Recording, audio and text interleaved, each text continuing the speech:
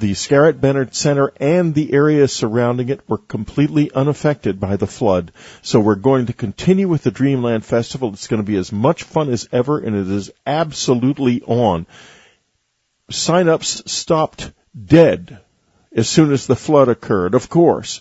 But I'm just reassuring you now, if you thought you might like to go, you can still sign up. Do come to the Dreamland Festival in Nashville, June 25th through June the 27th. It's going to be a wonderful time. Now, those of you who follow Whitley's Journal know that I have just posted a journal entry called Out of Body, Out of Time. It's turned out to be the most read item in the history of UnknownCountry.com. It's about a completely clean out-of-body movement that I had on the night of Mother's Day, on midnight Sunday night. Also, for subscribers, I've talked about it a little more. There was a very interesting sequel on Monday night, and so for you subscribers, there is a discussion of what it meant to me and also what happened and the insights that it has given me into the question of soul and body. Don't miss this either. It is well worth your time to give it a listen. It's about 20 minutes of discussion about an experience that's really very rare in this world, but interestingly enough, is possible. I mean, it's happened to me exactly twice in 25 years, but it's possible. Okay, now we're going to go on to Ann Strieber and her marvelous interview with one of the most interesting men in the world, Russell Targ. Russell is more than just a remote viewer. I want to start off the show, Russell. Well, welcome, by the way. Nice to talk to you. Well, thank you, Ann. I'm very happy to be with you this morning. Well, I want to start off with a quote. What was seen as correct in one generation is realized as incorrect in the next generation. Within every generation, there's a huge blind spot. When you look back at slavery, you cannot help wondering how it is possible that this horror could have occurred. And it occurred with the acceptance of good people. We have to be willing to see what is occurring in our own lives, just as horrible as slavery that we have been blind to. And you know, Russell, I think on this show and on this website, for us, that would be the existence of aliens, visitors, extraterrestrials, whatever you want to call them, because many of the people we chat with regularly, who subscribe to our website, who I have interviewed personally, have had these experiences, and they are totally denied, but they won't always be. What do you think about that? Yes, indeed. Well, a nice quote was from my teacher, Gangaji. Yes. Who's an American spiritual teacher in the Advaita tradition. She's a very powerful, loving, transmitting teacher that I've been sitting with for about 15 years. She's very astute, full of wise things to say that are scattered throughout my memoir. Yes, and you know, when it comes to sitting and meditating, when we're through with this, I'm going to get by email your snail mail address and have you send and have a copy of The Path sent to you. This is Whitley's book on everything he learned about meditation from the Gurdjieff work he's done. And I don't think you need it, but I think you'll like it. Always happy to learn something new. Well, it was a tarot formation that came into his mind all of a sudden, and he developed it into a meditation technique, and I think you'll find it interesting. You know, Russell and I share something, and it's something rather odd. What it is we both share the fact that we both have a problem with face blindness. Now, Russell, you were born legally blind, am I right? That's correct. Well, you know, I wrote about this in a couple of diaries that these listeners will be familiar with. One of them called Fearlessness, and the other is called Faces and Mazes. And it's a very odd thing to be.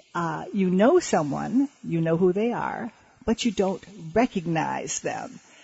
it's like the Rolodex of images that most people carry around in their brains is gone or never existed in your case. It's all about the Buddhist idea of the self. As people think that I am so beautiful and so special, how could you possibly not remember what my special face looks like? Oh. And it's the idea that if you think that who you are is what you see in the mirror in the morning, then you're in for a lot of suffering. Because there's much more to us than what we see in the mirror. And that's what I've been trying to teach. I've been trying to give people a feeling and an experience that who they are is this non-local awareness, the awareness to move their consciousness out into space and time and experience the bigger picture rather than feeling they're limited to their physical body. And you were able to move people's awareness out to space and time with remote viewing and with out-of-body experiences, which Whitley had spontaneously, and then he went to the Monroe Institute to hone his technique. And that many people who write to us have. It's a common occurrence among people who have visitor experiences. I'm not sure why. Maybe they're more attuned to a certain part. Maybe a certain part of their brain is turned on more or something. Well, since writing my memoirs, I've had a lot of invitation to teach remote viewing in various interesting places. Uh-huh. I was in Cancun last month at the Prophets Conference and visiting the pyramids. We had a big group there who were very attuned to learning to quiet their mind and describe and experience what's going on in distant places. So what I'm really doing is not teaching remote viewing so much as giving people permission to get in touch with the part of themselves that's psychic. I can basically stand in front of a group and tell them that I have an interesting object in a box on the stage and give them permission to quiet their minds and describe what I'm going to show them in a little while. So they can have a mind-to-mind communication with me or look into their own awareness and describe what they're going to see in a little while. So the principal interesting thing that I know about remote viewing is it's no harder to describe an object in the far distance than it is to describe one that's on the box in front of you. Similarly, it's no harder to describe something you will see tomorrow than it is something you'll see in just a few minutes. So in other words, you can time travel. You can time travel with remote viewing. You can indeed. That's why we call it a non-local ability. So the idea of non-locality has gotten a great deal of acceptance in modern physics in recent years. Non-locality is no longer a metaphysical idea, but is widely accepted in physics, and the idea of non-locality is a good description for our psychic ability. Because the most important thing that we know is that our psychic abilities, remote viewing ability, is independent of space and time. Well, you have some interesting statements about this in your book. You say, remote viewing is an ability we all have to a greater or lesser degree. We all have. I think that's interesting. That lets us describe and experience activities or events blocked from ordinary perception by distance or time. So we get out of our ordinary perception. Is that getting out of the left brain and into the right brain, or what do you think? Well, it's getting out of conditioned awareness. That is, the society and the newspapers tell you what you're able to do, and we invite people to move from that conditioned awareness into what the Buddhists call spaciousness. And exactly as you say, you're moving from analysis and naming into the non-analytic part of your brain, which is experiencing. What's interesting, all the way back to the 8th century, a Buddhist teacher named Padmasambhava wrote a nice book called Self-Liberation Through Seeing with Naked Awareness. And naked awareness is a lot like remote viewing.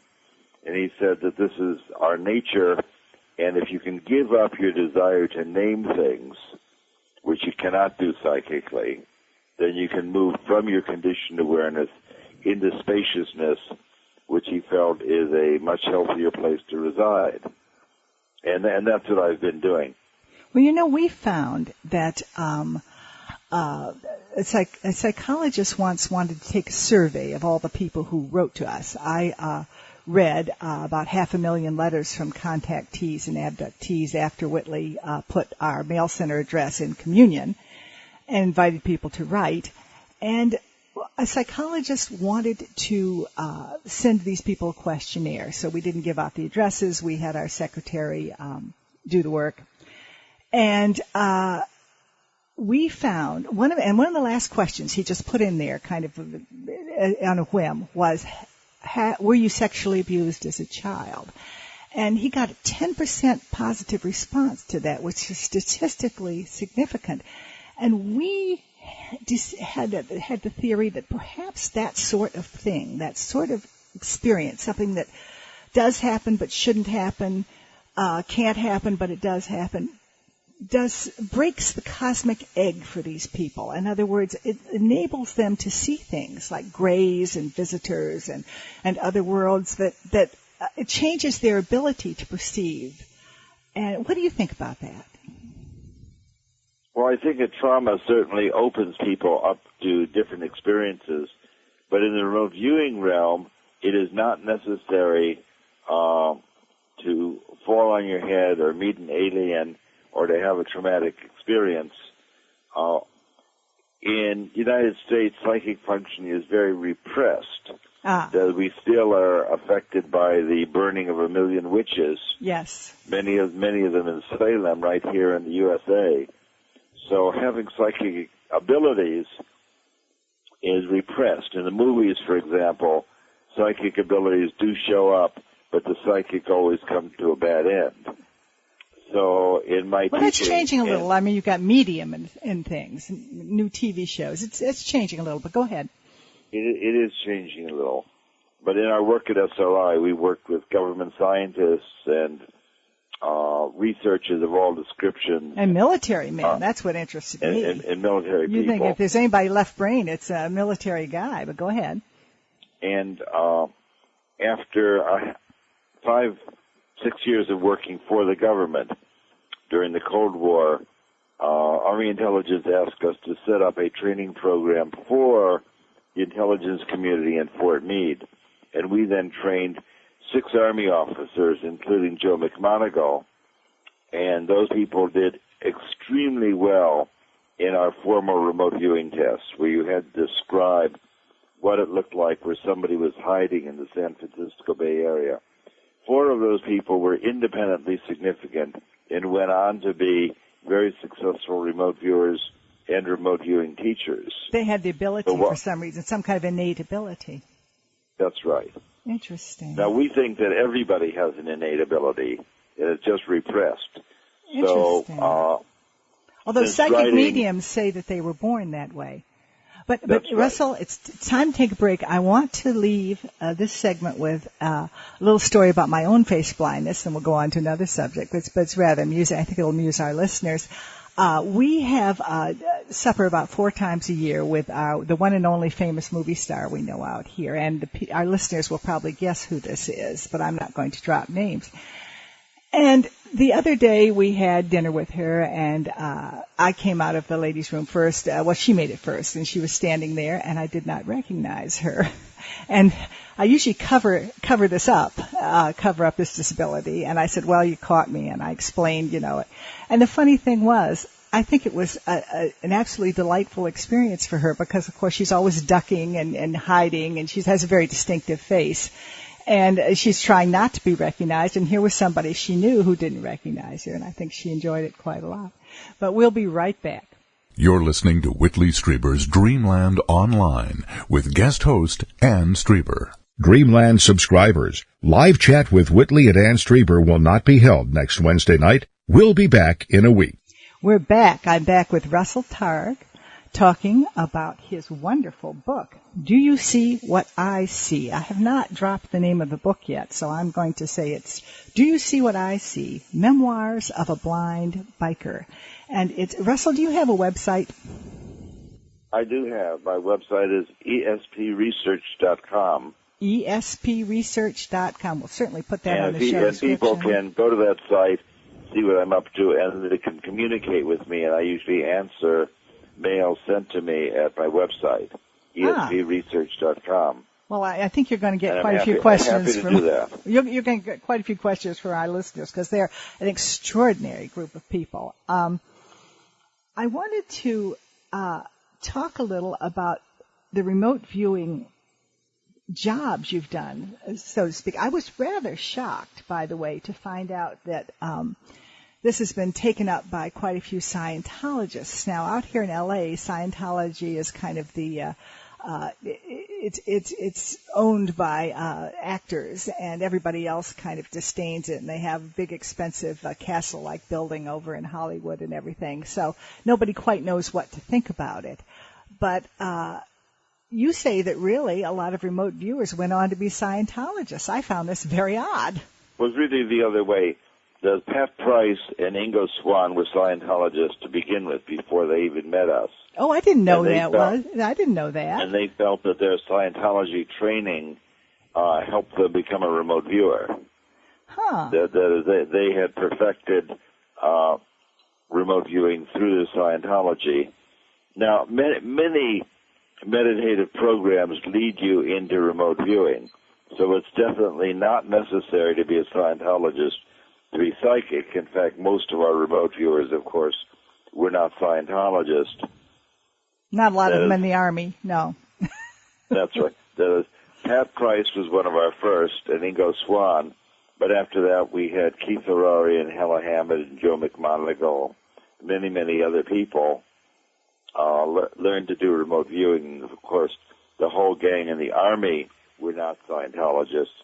And many of the Army people went on to teach remote viewing. Our program was ended in 1995 at the end of the Cold War and the end of the Soviet Union, so our program became declassified, and many of the people in the Army program who are Army officers, like Paul Smith and Lynn Buchanan and Skip Atwater and others, began to teach remote viewing. So although during the Cold War remote viewing was secret, and parts of it were top secret and limited access, if you go to Google and search on remote viewing in quotation marks, there's almost 1 million pages dealing with remote viewing. Now you say the program was stopped, but here we have Osama bin Laden hiding out. We don't know if he's dead or alive, although I suspect viewers know the answer to that. We know where he is. I mean, we know he's in the mountains of Pakistan, and satellites even spot him when he comes out because he's very tall. But still, it seems like a crazy time when we're looking for terrorists and vetted terrorists, and we're discovering people like this popping out of the woodwork. Why would they disband this program now? Well, it requires a courageous management to run it. We had a unique collection of people at the Defense Intelligence Agency and in Army Intelligence and in the CIA. You had a unique group of people who were confident in their own ability, and they were willing to take a chance. And Hannah and I were unique in that we already had scientific credentials. Hannah and I were known for our laser research. This is Hal Puthoff. Hal Puthoff, who's somebody we know. Actually, I haven't seen him in quite a while, but we always have some meal with him when we go to Austin. Try to, anyway. Well, my colleague Hal Puthoff and I were known as laser pioneers, so we could get a hearing in the DIA and Central Intelligence. Because you weren't weirdos. That's right. At least we didn't appear so. But so we were able to show our data even to NASA, and consequently, we were able to get financial support from the government and scientific agencies that had supported our laser work at an earlier time. They knew how to give us money and were aware that we wouldn't embarrass them and wouldn't squander our money. So to resume that program would either have to be a new collection of scientists come forward or some courageous people within the Army Intelligence to support it. Remote viewing is easy to do, but it requires a skillful collection of people to actually mount a program to find somebody.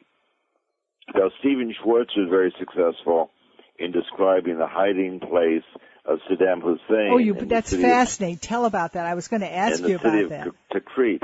Yeah, he described it perfectly. Go ahead, tell me. He did that.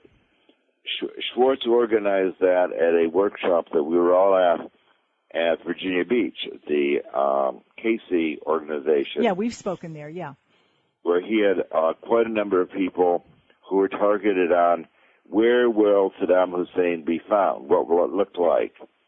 And people went on to, of course, identify the city of Tikrit, which was suspected, but the consensus was he would be found coming out of a hole in a courtyard to a U-shaped building, which is a kind of compound, and there was a river on one side and a highway on the other side. The building faced the highway, and they described him coming out with a long beard shape, and he would look like a homeless person. Which he certainly did. And that was all correct. So Schwartz published a drawing greatly resembling the sketches we saw subsequently.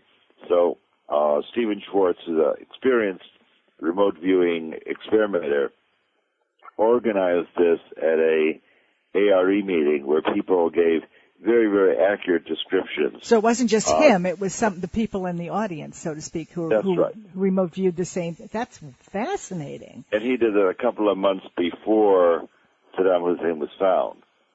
So if somebody would organize a program or hire remote viewers, I'm sure that we could find him, but I don't think you don't have the courage in the government anymore to do that.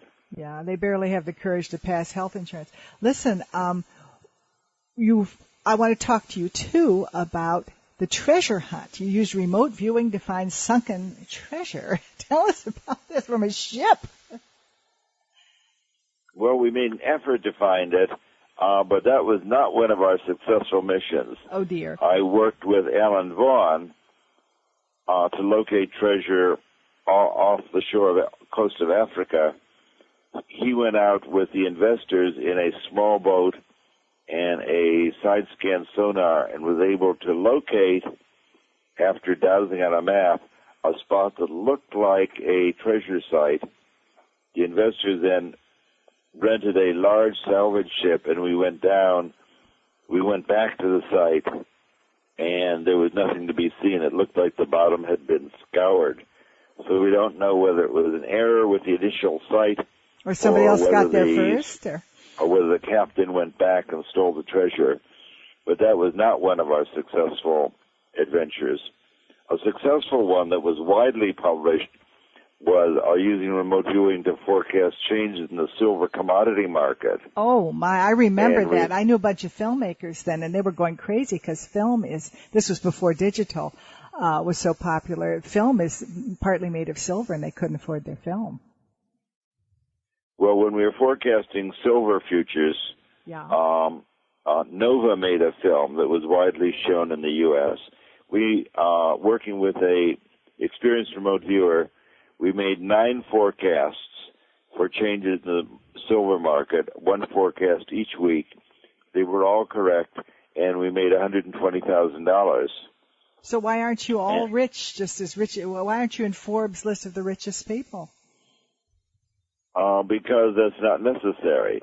In 10 years later, working with my co-author, Jane Catra, who's a healer, I want to talk about that later. Yeah, go ahead.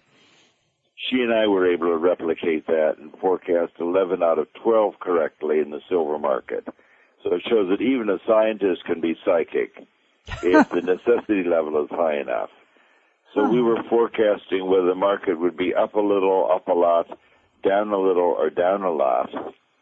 BBC Horizon made a film. Nova made a film. We're on the front page of the Wall Street Journal. So we had a lot of attention about that success, and we did indeed make real money. So one of the important things is that some people have the idea that God won't let you use your psychic abilities to enrich yourself, And that's definitely not true. I don't think God is full of rules. I think all those rules you hear, all that dogma, that's people. I recognize it. Heaven, hell, it's people. Only people think that way. Well, it's about time to take a little break, and we'll be right back. You're listening to Whitley Strieber's Dreamland with expert host Ann Strieber. Hi, we're back with Russell Targ. Russell, you mentioned God in the last segment, and you state in this book that remote viewing has given you the information that the soul exists, and you talk about asking for a message from God and receiving one. Tell us about that. Well, in my experience, I'm still a fairly unreconstructed scientist, so I really don't know what a soul is. But I've had instances lately that make me very convinced that some aspect of spirit exists after people die. There are two now pretty well-known experiments, and I had something to do with both of those. One involves two psychologists in Germany who are interested in demonstrating that a spirit medium could demonstrate an ability to do something rather than just get information. Because researchers are always concerned that if you go to a medium and she says, yes, your mother is still there, she wishes you well, she's happy where she is, well, that kind of information is not so useful. Yeah. So what they wanted to do is, these researchers were both chess players, so they had the idea, if their favorite elderly medium in Germany could psychically contact a deceased grandmaster chess player, fabulous, somebody who had died, then they could arrange for the deceased chess player to play with a living chess player. So you can have a kind of extreme example of postal chess, except this would be post-mortem chess. That's fabulous. Where the dead guy would play with the living guy. And the psychic medium would relay the moves that she was hearing from the dead person. Yeah, so the medium was able to locate a Hungarian player, Geza Meretzi, who died in 1950, who was the second strongest player in the world. And they were in contact with Viktor Korchnoi, a living chess player, who is the second strongest player in the world. Now, the medium was not a chess player, so this was a quite a laborious thing that went on over a year. Although maybe that was a good control, though, but go ahead. That's right. So the deceased guy, Geza Meretzi, played against Viktor Korchnoi. They played 60 moves. Eventually, the living player won because the dead guy had not kept up with his chess in the intervening years since he died. I got rusty. Wonderful. But it was a very hotly contested game, and in the middle, the deceased fellow dominated, playing the same kind of very complex game that he was famous for. In the end, Korchnoi won, and I was then able to send the complete set of chess moves to my brother-in-law, Bobby Fischer, the world chess champion. That's a great brother-in-law to have. Yeah, you mentioned that. Go ahead. So I was able to send the score to Bobby, and he said, indeed, this was played at grandmaster level. This could not have been faked or played by a machine, because Korchnoi is a well-known grandmaster, and Meretzi played at the same ultra-high level beyond what any machines could have done in the 1990s. He also might have recognized some of his moves, his signature moves. Yes, indeed. That is, Vernon Knapp, who's a master chess player and a psychiatrist, published a long article commenting on this experiment, that it was really played at a very high level. And while Meretzi was talking to the medium, he also had all sorts of amusing comments about his earlier life, funny things that had happened, and for example, he had never beaten the great Cuban player Raul Capablanca, who was one of the strongest players in the world, except one time.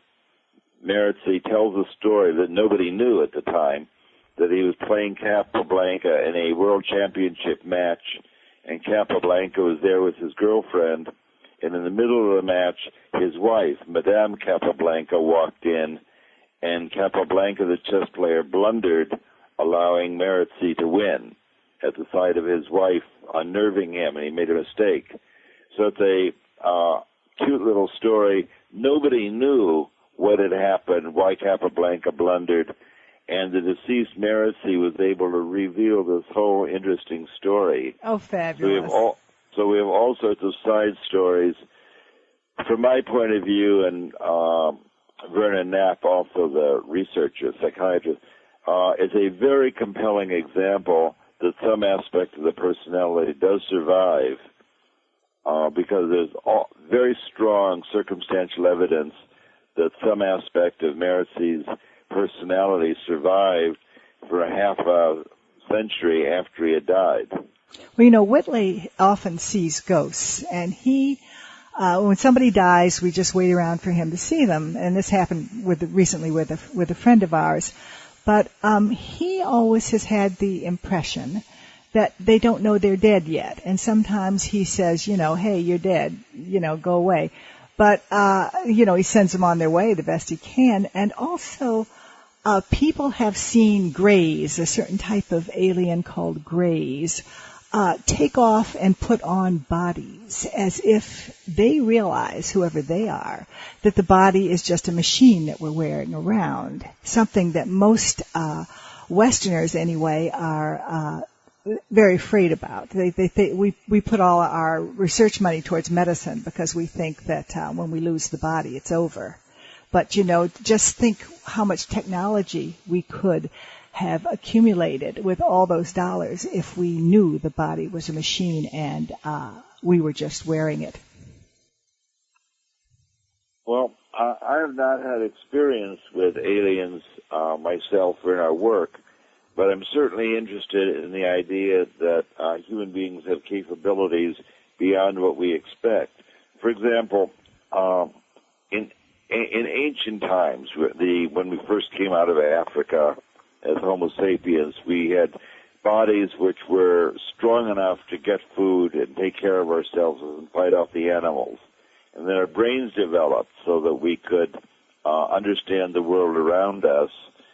And now we're developing consciousness that can transcend space and time. Like remote and my viewing. Feeling, yeah. And as people are concerned about 2012, I think it's time to upgrade the software for species transformation.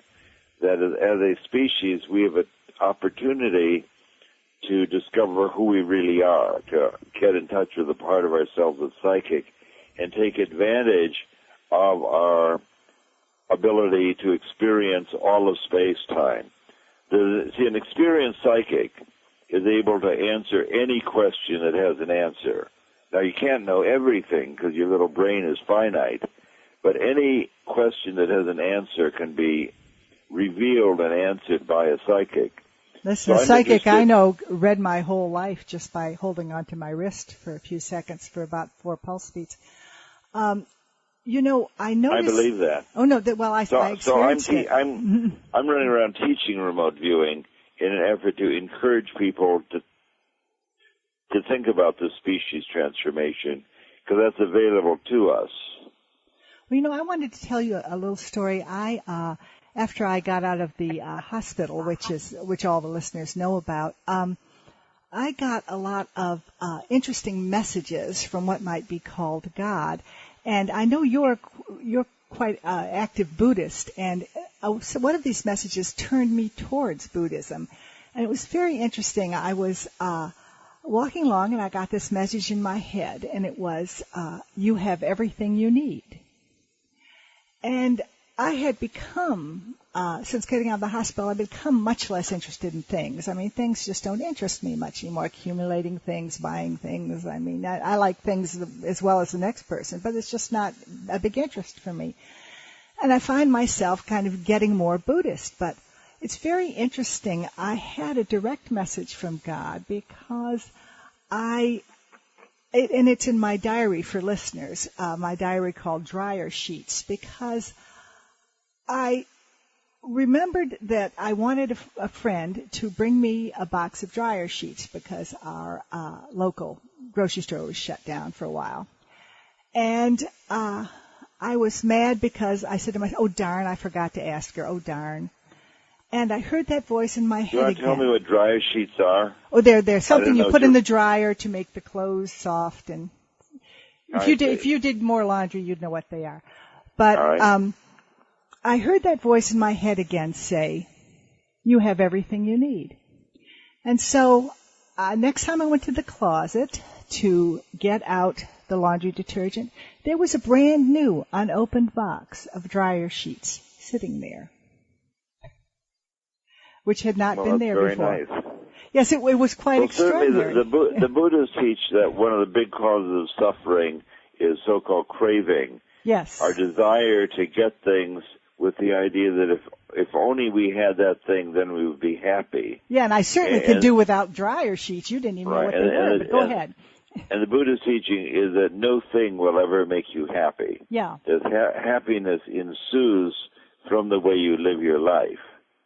For example, there was a time I was trying very hard to get a book published, my first book in this series called Miracles of Mind. I think we interviewed you about that. I'm pretty sure we did. I wouldn't be surprised. Years ago. And that book was very successful, but I had a terrible hard time finding a publisher for it. Uh-huh. Eventually, and my thought was, and I had talked to my little Course in Miracle group that I sit with, and I thought, I would be happy if I could publish that book. That would really make me happy. Yeah. So finally, I got a deal, New World Library, published the book. It looked very nice. And I was then happy for several microseconds, and then I began to worry about, will they be able to publicize it? Will I be on the radio? How will I sell the book? What's the next thing? Yeah. That's right. So the idea that I will be happy if she will marry me, then you get married and say, well, where are we going to live? Can I afford this? So if you think that some individual thing is going to make you happy, that's always a disappointment. Well, I tell you what's going to make me happy is keep talking to you after this break, but we got to take a break right now. We'll be right back. This is Whitley Strieber's Dreamland. We go deeper. Russell, we're back, and I'm happy. I'm glad to know that. Well, I can tell you something that will interest you. Yes, tell me. We had a program at Stanford Research Institute supported by NASA, and I developed a ESP teaching machine with the idea that astronauts could learn to quiet their mind and get in touch with the spacecraft so that they could tell if a problem was going to occur. Oh, my. Wonderful. And the teaching machine was quite successful. That is, we had 150 people taking part in the program, and many of them learned to statistically significantly increase their ESP scores. So I have now written this game as a free application for the iPhone. Wonderful. So if you have an iPhone, you can download this game at no cost. What's it called? ESP Trainer. ESP Trainer, and people can find out on your website. They can find They can find it on my website, or they can go to the Apple Store, the application store, which is called iTunes, and download it at no cost. Oh, this is fabulous! And many thousands of people have downloaded this and are writing to me. Some of them are getting consistently very high scores, which is quite exciting. So if people are scoring 10 or 12 on this machine, it's a 4-choice random number generator that shows you a pretty picture and rings a bell if you get the right answer, so that you can keep track of how well you're doing. This is marvelous. I mean, Whitley has a new iPhone, and he's always... Sounds like. So Whitley will do very well. I'd be very happy to know how he does with this. Well, so my game is called ESP Trainer. Yes, I've written that down, and everybody's going to hear that. You're going to get a huge number more downloads. So I'm not selling it. It's my gift to the community. Because I don't want to. I'm not selling the teaching. I'm giving it away, and people like that because it allows them to get in touch with what it feels like when they're functioning psychically, and the important secret behind this game is that when you don't have that special feeling, you can just pass, and the game will show you the correct answer, but won't charge you for a trial. So you get 24 trials in a run, but if you don't have that special feeling, it allows you to pass and go on to the next one. So it does not require you to make a forced choice. Well, you know, that special feeling is probably what some people would call intuition, and absolutely. I know running a science website, we put up some stories about this, that scientists, I mean serious, mainstream academic scientists, not that these are the only good guys, but are making serious studies of intuition right now. And they say you should listen to it. That's right. Yeah, we think intuition is made of two parts. Intuition is made of what you've learned in the past and have stored subconsciously. So there's a lot of information that comes bubbling up from time to time, which you can retrieve and help you make decisions. There's also another part which comes to you psychically, and very often you can't tell whether that good idea that comes to you, the idea for the new book or the new picture, you don't know whether it comes to you psychically, comes from inside or comes from outside. But intuition comprises both of those parts, the subconsciously stored material and what comes to you psychically. And in my workshops, I'm going to be teaching at the Omega Institute with Stephen Schwartz in August. We've been there. It's a wonderful place. It's up in New York State. That's right, in Rhinebeck. So Schwartz and I will be there for a week in August teaching people remote viewing. Oh, I wish I could come. Maybe we will. I've done that I've done that many times. People have a good time. I've been doing weekend workshops, and they asked me to come for a week. So I thought that I would share that time with Schwartz, who's a good friend and researcher. So we'll just have a week-long ESP party at Omega. Oh, sounds fabulous. And it's a wonderful place. They used to have, I don't know if they still do, but they used to have a fabulous vegetarian restaurant there. I'm not a vegetarian, but it kind of makes you feel all kind of virtuous and everything. I want to, before we're done, I want to touch on something which is very interesting. Long distance, or maybe you just call it distance healing, because you were healed from cancer, and your late daughter healed people from AIDS with what might be called prayer. And, you know, I know that there are some scientific studies on prayer healing, but tell us something about this. Well, the evidence for distant healing is very strong. My daughter was a psychiatrist, and she grew up in a household here where we expected her to be polite and intelligent and psychic as a child, and she managed to do all of those things. And as a Stanford physician, she became interested in psychic healing. The experiment she did that was very successful and influenced National Institutes of Health, she had 60 of her medical patients with AIDS in San Francisco.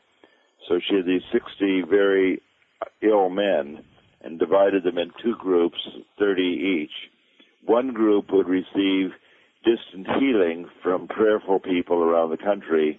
The other 30 were the controls, and neither she nor the controls knew which group were receiving prayers. Now, this was before all the new medicines for AIDS, too, I believe. That's right. And this was in the late 1990s. Mm-hmm. So she worked with very experienced healers from around the country, energy healers, Reiki healers,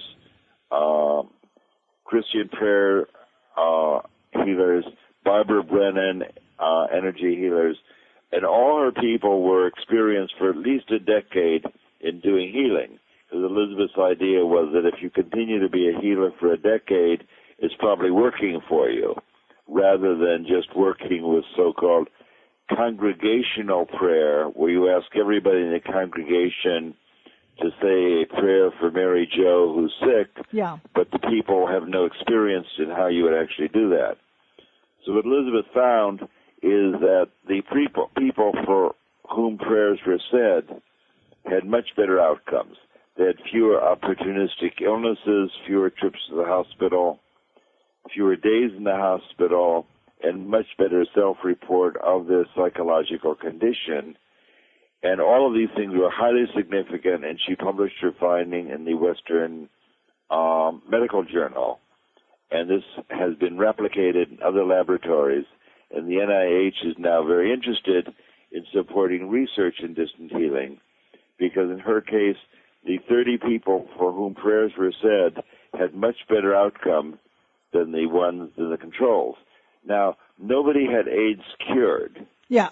But they had the side effects and the opportunistic illnesses did not appear, so they were in much better health. At the end of 12 weeks, during which time people had been praying for them or sending energy, the people in the prayer group were in much better health. So the message is that even if you don't believe in distant prayer and somebody offers to pray for you, you should accept their prayers. You know, I want to tell you something that's very interesting. When I was in the hospital and, at death's door, they had those big machines in the hospital which record everything that's going on with your body. They have all these lines of squiggly marks. And Whitley would sit there, and he's an old Catholic. I mean, he's not a real serious Catholic, but that's what he was brought up as. And he would pray the rosary and pray and pray and pray, and he found that he was able to change those numbers and improve them. This happened several times. And you had a good outcome. I'm very happy for you. Yeah, well, I didn't tell you for that reason, but I just thought it was interesting that he was able to actually change what was going on with me with prayer. And that's a personal experience we had. Mm-hmm. That's why I'm very happy to know that. You sound good. Well, I am good. You sound like you're doing fine. Oh, I am. I'm doing great. In fact, I think I'm a little smarter than I was. But you were personally healed from cancer. It looked that way. It's one of these things you never know. That is, in 1992, it appeared that I had cancer. I had X-rays and CAT scans and ultrasound, and it certainly appeared that I had a recurrence of cancer that I had an earlier time. Yeah. And I worked with a spiritual healer, Jane Cantra, and Jane said, don't even tell people you have cancer. That just marks on film. I will teach you to meditate and change your diet and change your clothes and reconnect with your friends and have a more spiritual path. And 10 weeks later, they had another scan, and all the frightening bad marks had gone away. And here I am, 2 decades later, I'm fatter and sassier than ever. I'm well. So what we don't know is whether a spiritual healer cured me from an illness or whether she saved my life by saving me from chemotherapy, which probably would have killed me because I was not of a strong constitution. So she definitely had a strong positive effect in my life, but we don't know exactly what that effect was. Well, I wanted to say real quickly that I wonder if the reason we're having so much trouble with cancer, and we know it's partly environmental, we know it's partly genetic, but it's a mystery. I wonder if the reason is that it's not just that our bodies are in the wrong place, but that our psyches are in the wrong place, and we don't recognize that part of it. What do you think? Oh, it's certainly a very stressful environment. That is, people are moving faster and families are coming apart. But my opinion is that it's environmental, that you have all sorts of things, all sorts of illnesses coming to the fore that used to be extremely obscure that are now becoming very, very common. So I'm sure that the terrible chemicals in the environment and in our food that are making us sick. The documentary Food Incorporated, I think, is an excellent, scary film that describes all the terrible stuff that appears in our food and how food is just a manufactured product rather than something nourishing coming from the garden. Well, we put up stories about that on our website regularly. Well, our time is up, and here we are, 2 healed people who have had a great time talking to each other. At least I have. Very happy to talk with you. And I invite people to take a look at my book, Do You See What I See? Oh, it's a great book. Memoirs of a Blind Biker. And the blind biker pertains to the fact that even though I'm legally blind, I've been driving a motorcycle. I'm going to look out for you. for 30 years. I'm going to avoid and you can do a lot. You can do a lot of things with your psychic abilities. Well, I see a lot of motorcyclists out here in the commuter lane, where they're allowed to ride, who seem to be riding psychically. So I'm sure. So I'm inviting people to communicate with me at my website, espresearch.com. We will definitely put that on the show description so people can see it and click to it. And I think they definitely should. And Russell, I've had a great time. Thanks a lot. Very happy. 5 years, but it's possible. Okay, now we're going to go on to Ann Strieber and her marvelous interview with one of the most interesting men in the world, Russell Targ. Russell is more than just a remote viewer. I want to start off the show, Russell. Well, welcome, by the way. Nice to talk to you. Well, thank you, Ann. I'm very happy to be with you this morning. Well, I want to start off with a quote. What was seen as correct in one generation is realized as incorrect in the next generation. Within every generation, there's a huge blind spot. When you look back at slavery, you cannot help wondering how it is possible that this horror could have occurred. And it occurred with the acceptance of good people. We have to be willing to see what is occurring in our own lives, just as horrible as slavery that we have been blind to.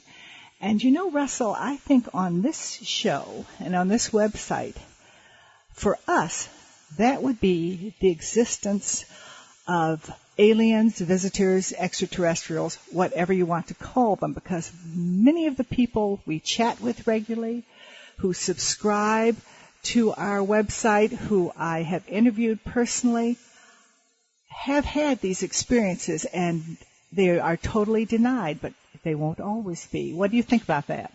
Yes, indeed. Well, a nice quote invitation to teach remote viewing in various interesting places. Uh-huh.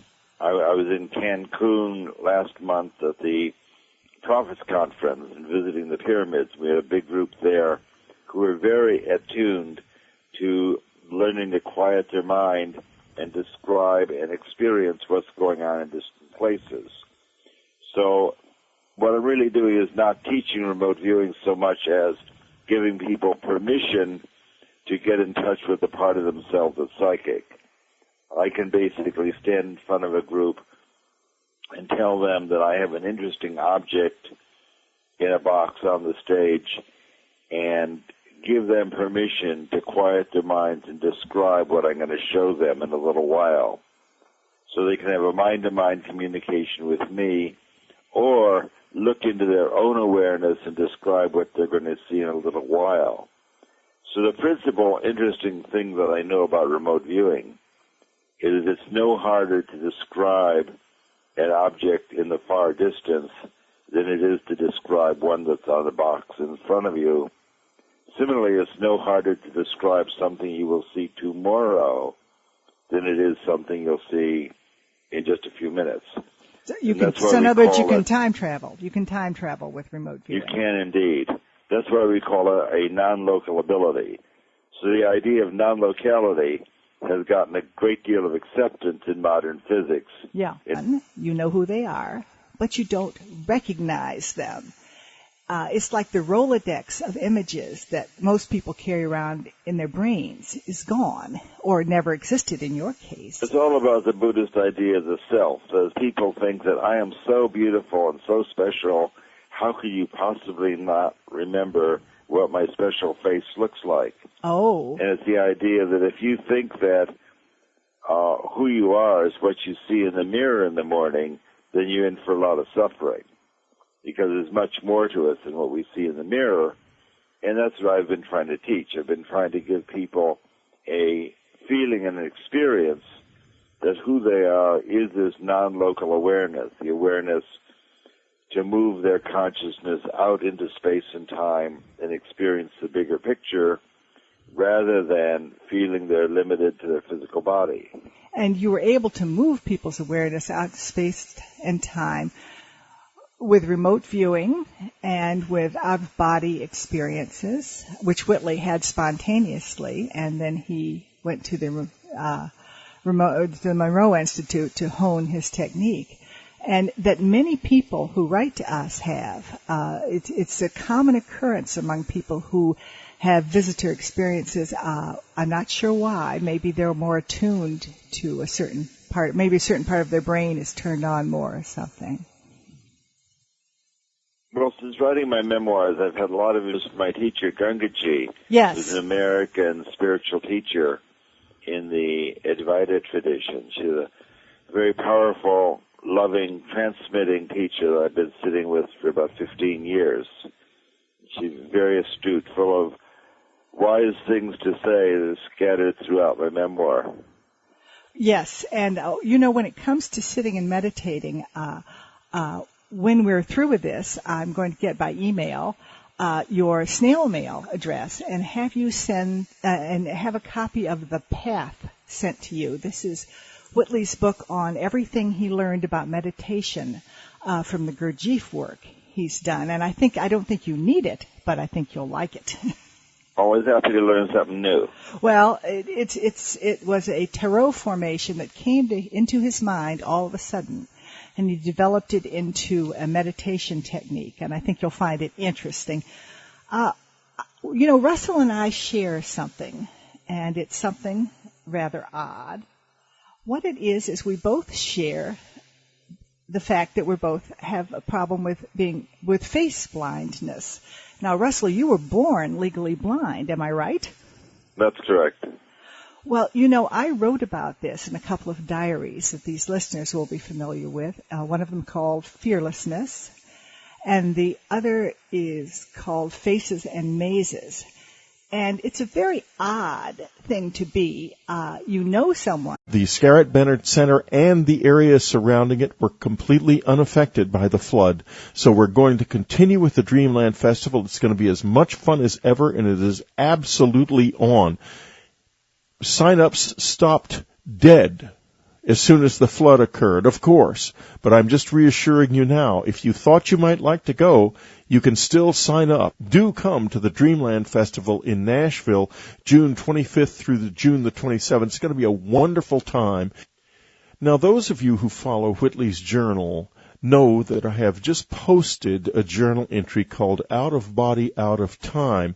It's turned out to be the most read item in the history of unknowncountry.com. It's about a completely clean out-of-body movement that I had on the night of Mother's Day, on midnight Sunday night. Also, for subscribers, I've talked about it a little more. There was a very interesting sequel on Monday night, and so for you subscribers, there is a discussion of what it meant to me and also what happened and the insights that it has given me into the question of soul and body.